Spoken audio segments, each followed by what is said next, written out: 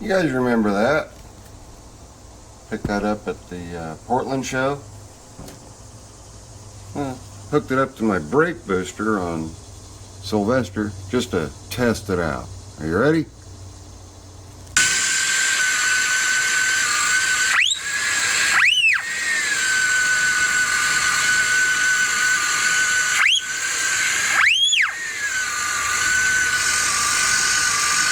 Ready? That's how she works. Works off a vacuum. Wolf call. Now it's time to get on to part 2 of You Picked a Fine Time to Leave Me, Louisville. Fixing the hub on the boat trailer. So let's get to it. Alright, it's time to knock the races in. I just took them out of the freezer, so they're nice and cold. Should have shrank them down a little bit. Got a little bearing seat tool here. See if we can't knock those down. You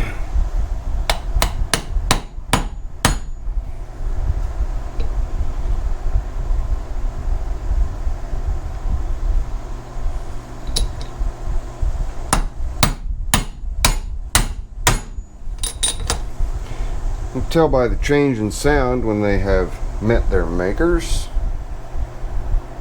That one sounded like it's seated. I'm going to make sure just with another little whack.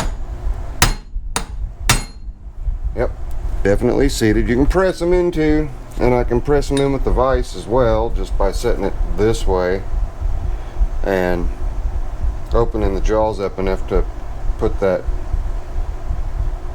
bearing seat tool there. But this one should just drop right in. That's why I did the back one first.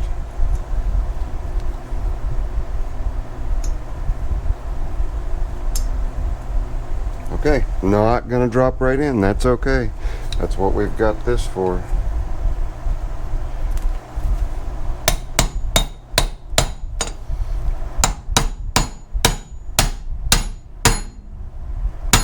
Hear that change in sound? That means you got her seated. Make sure you put them in the right way. You need to put them in so that the bevel is at its thickest at the bottom where it seats. You can see bevel at the bottom where it's thickest where it seats. So now that we've got that done, we can head on back out to the trailer and finish our assembly. Shouldn't take too much. I'm going to pack the bearings out of view, pack them full of marine grease, and then of course before we do that we do have to purge the grease zerk hole, get all the metal out of there that's possibly in there from contamination of the other bearings disintegrating. And what I'm getting ready to do now, since this is going to be going down in the water a lot, I'm going to make sure that we've got some anti-seize on the studs.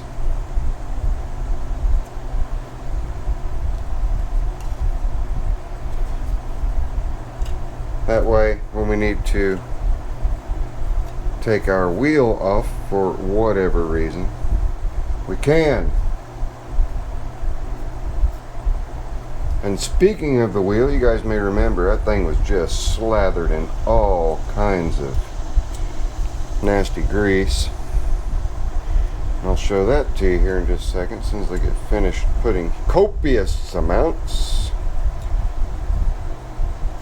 of never sees on these threads. Now we can clean this off.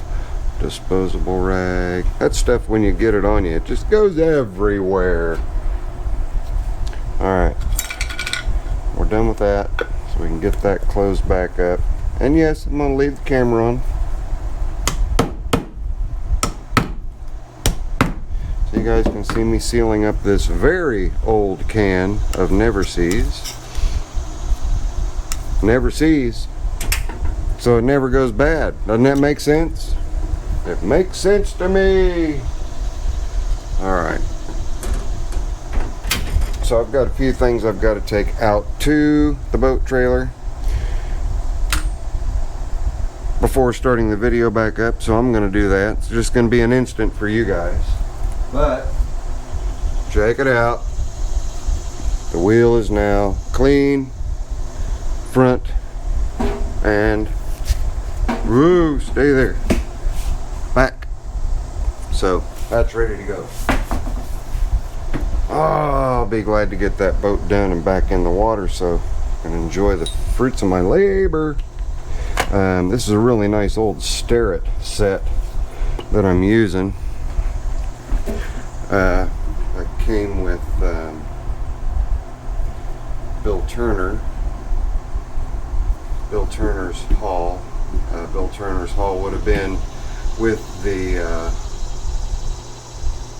there you go, so you can get a view of it. Bill Turner's mill that I have here. Bill Frederick Turner, I believe it is. And he made these little tabs just to hold those in place. They work pretty good. But this set's pretty comprehensive, pretty complete. And he made this one. He made that one. Needed it for something, so he made his own since he didn't have the right size. But there we go. That's done. I'll see you guys out at the boat trailer. Alright, if you guys are ready, I'm ready. So, let's get this hub in. I've already replaced the seal. Yes, it's a used seal. This is temporary. I'm going to be going back into this in the fall. Got the bearing packed with grease. And this is the back side, so we're ready to slide that on. Fingers crossed it just slides right on there and doesn't give me any issues.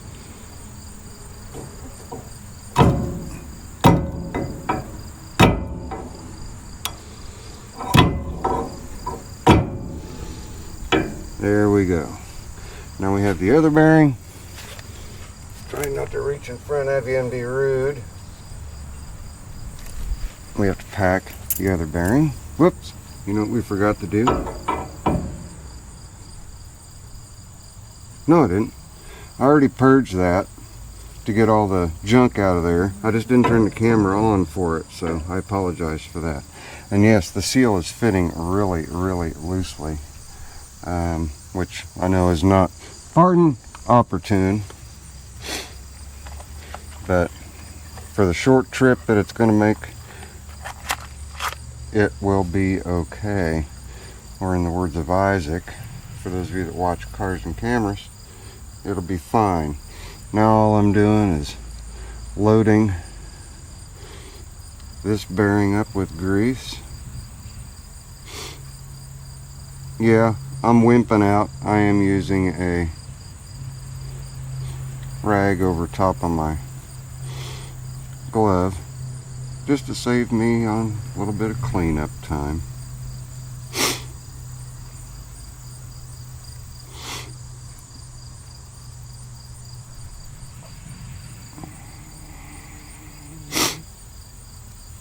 Pardon my sniffles, it is definitely getting into hay fever season. Alright.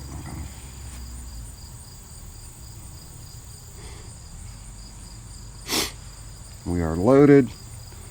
Let's slide that sucker on there.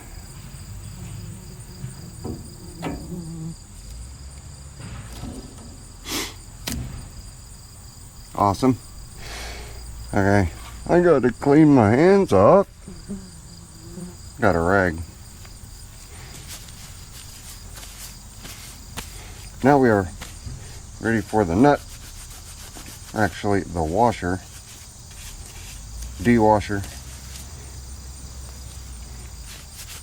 the D-lock, and then the nut. Yeah, you guys are just gonna have to hang on for a second. Okay, now gotta get these two on. Fortunately, the it's only got one tab broken off, so I have another tab for the castle nut. turn that around to the side that hasn't been ground by the bad bearing. Slide those two on. And I need to make sure that that tab stays down out of my way until I'm ready to turn it over and lock it down. There we go. Now it's nut time. Let's just go nuts.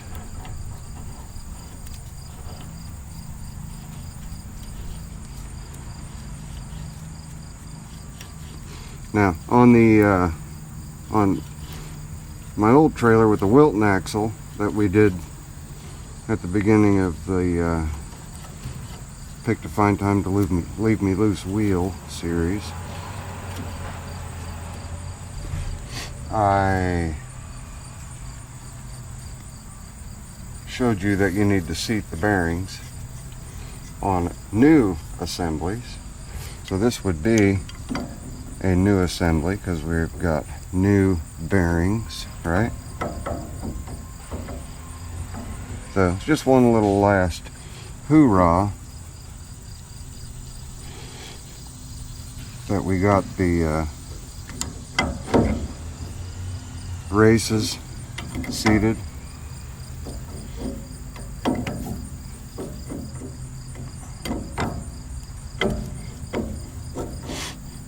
Yep, I'm seeing they're going down even deeper, so I think we got it there. I think we got it.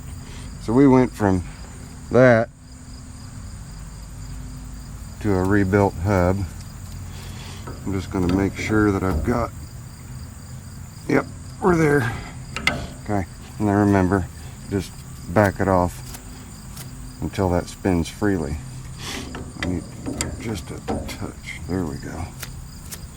See how it's still spinning freely, but there's no play, and you've got your bearing set right. Now we're going to just bend that tab up to lock that hub in place and keep that nut from backing off. Hopefully that tab is enough.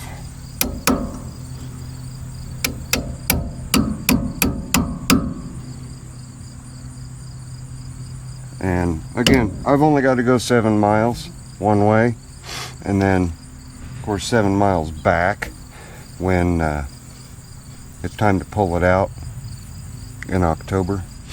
So we've got that done. Now I'm just going to pump it full of grease till I see grease coming out here. I don't have a cap to go on this. I'm going to get caps, but I don't have one currently. Apparently the cap overheated and exited stage right lane of the highway. And this is marine grease I'm pumping in here, super tacky. I'm going to spin that so I'm distributing the grease.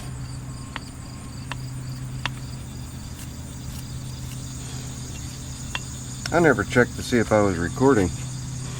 Am I recording, guys? Whoa! Watch that first step, it's all Lulu. Yep, I'm recording. Okay, we're good. Let's keep going.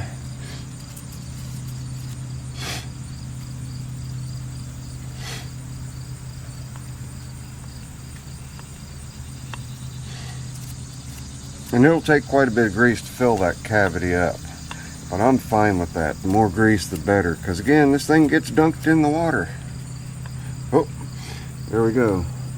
We just dropped a big dollop of grease out the backside. So, we're good. Don't know if you guys saw that or not. Bunch of grease. So, that's good, clean grease. I will take that and waste not, want not it. I'll find a place to, little pill bottle or something to stick that in. Alright, now we're ready for the wheel.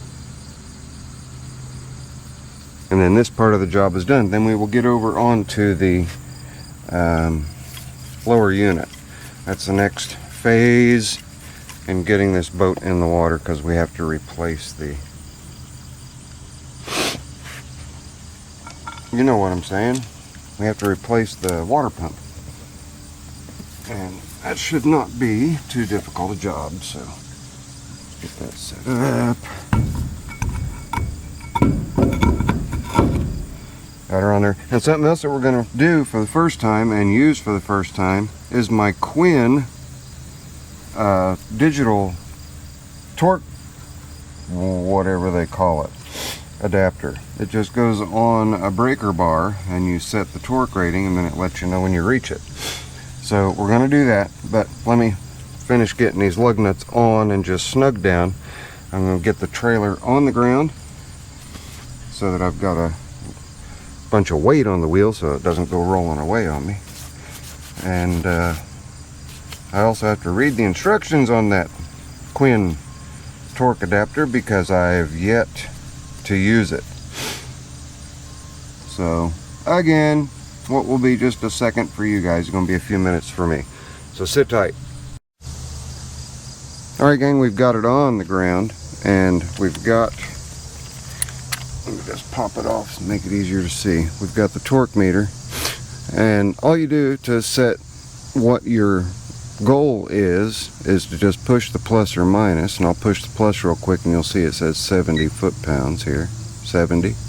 So, and then it will indicate with this LED and with an audible tone to let me know when I have reached my torque specification. So we'll just do one real quick and then we'll call this part of the job done. So I just did this one. Of course you want to do a star pattern, so I'm going to come across to that one. And you'll hear it beeping along the way. I'm up to 50.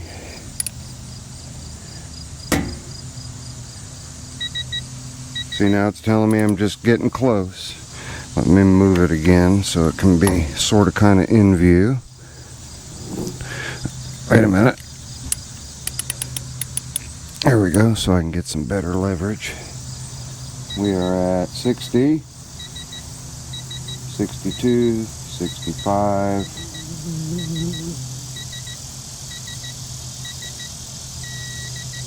Hear that long tone? That tells me I'm there. That's how it works. So, pretty cool. I like it. So I'm going to finish getting these torqued down to spec.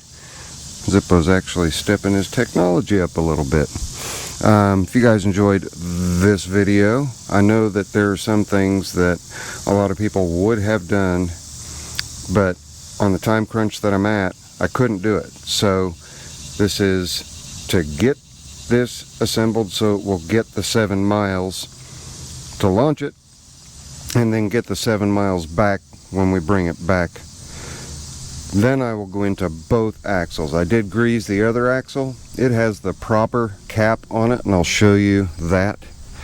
And when I pressed all the grease in, nice clean grease came out.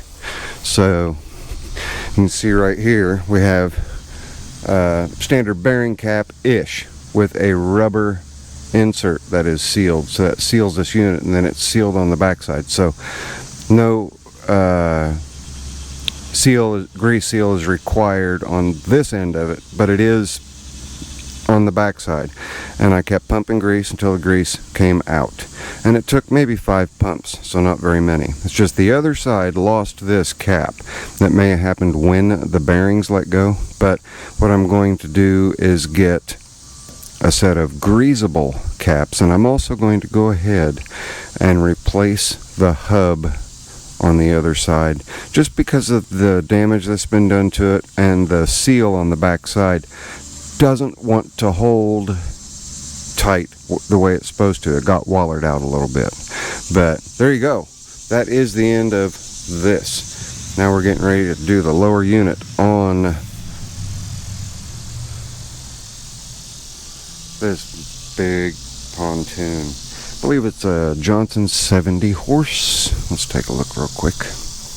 Or excuse me, a Yamaha. Pretty sure it's 70. Yeah. 70 whole power. 70 horsepower. It's missing the anode. I've got the anode ordered, which we will get replaced along with the bolt that's supposed to go up here. But just got some bolts to take out, and I've got to separate the unit. When I get the unit down just far enough, I think I already covered this in another video, I've got to disconnect some stuff, and then I can drop the whole thing out, take this part of the unit into the shop, mount it in a vise, and get the new water pump impeller installed so that this thing's going to pump water. It ought to pump out of that little hole right there just like a water blaster. Alright, that's it. This is your friendly neighborhood Zippo. A little bit of a mess to clean up here, but we've got her back down on the ground on its wheels. It will get us to where we need to go and back. And I will see you guys on the next video. By the way, I'm sorry. I've got to stop for just a second. There are a number of reasons. One reason I already covered was that I've just had a lot of house calls. Another reason is the software that I've been using to edit my videos is no longer available, and there's no support available for it. It was GoPro Studio. I wish that it was still there because I was used to it. So I have had to go to another system. The stopgap right now, another editing software program.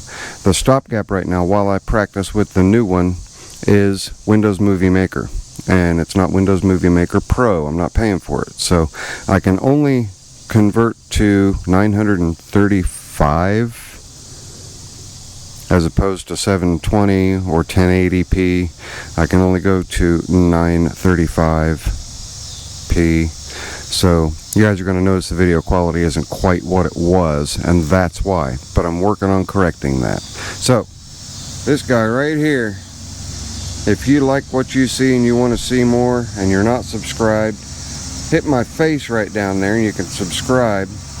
Hit the bell icon for more notifications. Sorry about the background noise. You can click over here for a random video and over here for a random video. I promise you guys I'll see you on the next one. Later. I'm out of here.